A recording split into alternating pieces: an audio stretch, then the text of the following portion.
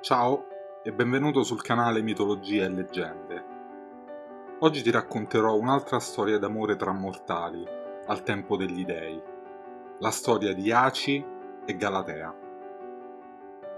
In tempi lontanissimi, nelle acque del Mar Ionio, vicine allo stretto di Messina, dove gli antichi pensavano risiedessero i due mostri marini Scilla e Cariddi, che provocavano tempeste e risucchiavano i naviganti, si diceva che vivesse la ninfa Galatea, bianca come il latte, che era pronta a confortare i marinai che scampavano al pericolo.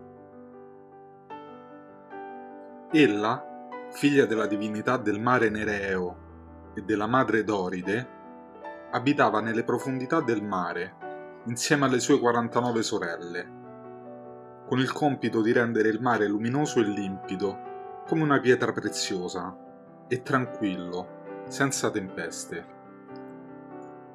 Un giorno, mentre si aggirava in mare al largo delle spiagge sovrastate dall'Etna, fu vista da Polifemo, uno dei ciclopi con un solo occhio, figlio del dio Poseidone.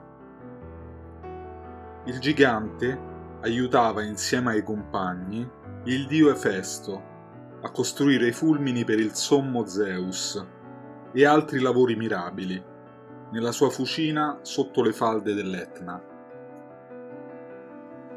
Il gigantesco Polifemo, brutto e rozzo, appena la vide se ne innamorò, ma la ninfa ne aveva piuttosto timore e non provava nulla per lui, nemmeno quando egli, per conquistarla, le cantava canzoni accompagnate dal suono della zampogna. Tutti i tentativi per convincerla a seguirlo nella sua casa, una caverna nella roccia della montagna, tutti i regali che le prometteva, non servivano a nulla. Il fatto è che ella era da tempo innamorata del giovane pastore Aci, figlio di Fauno e di una ninfa del fiume, Simeto, che suonava il suo zufolo melodiosamente, meglio dello stesso dio Pan, accompagnando il suo gregge al pascolo. Ogni giorno ella lo seguiva per udirlo suonare, finché anche Aci la vide e se ne innamorò.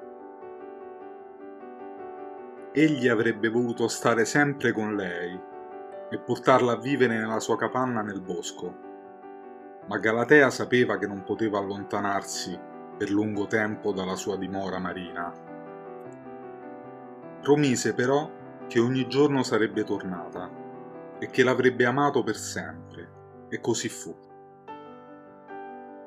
Continuarono a vedersi e a gioire del loro amore, finché un brutto giorno Polifemo, triste e sconsolato per il suo amore infelice, cercando la sua amata per vederla almeno da lontano, notò dall'alto Galatea che sorrideva estasiata al suo Aci, che le tendeva le braccia per accoglierla. Il ciclope, a questa vista, non riuscì a trattenere l'ira e, spinto da una folle gelosia, divelse una roccia lì vicino e, presa la mira, la scagliò sul giovane pastore, che fu completamente schiacciato e rimase a terra senza vita.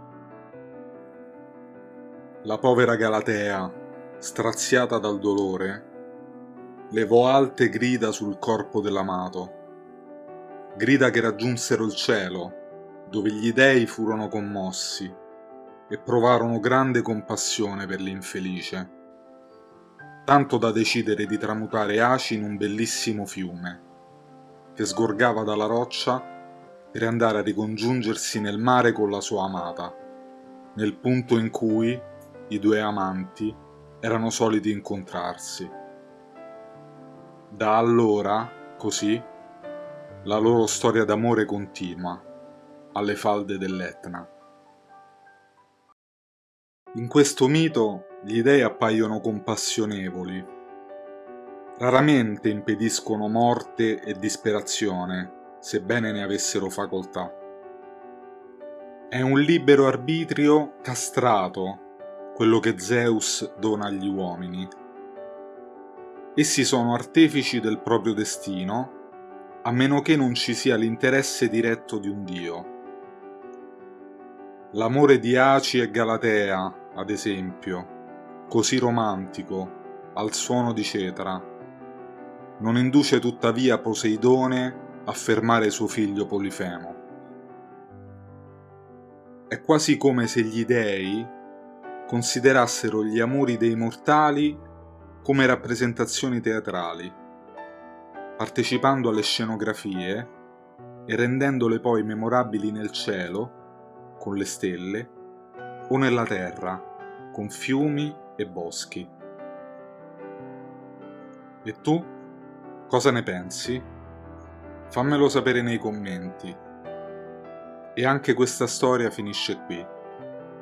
Se il video ti è piaciuto, ti chiedo di lasciare like, di condividerlo e di iscriverti al canale. Io come al solito ti ringrazio per essere stato con me e ti do appuntamento alla prossima storia.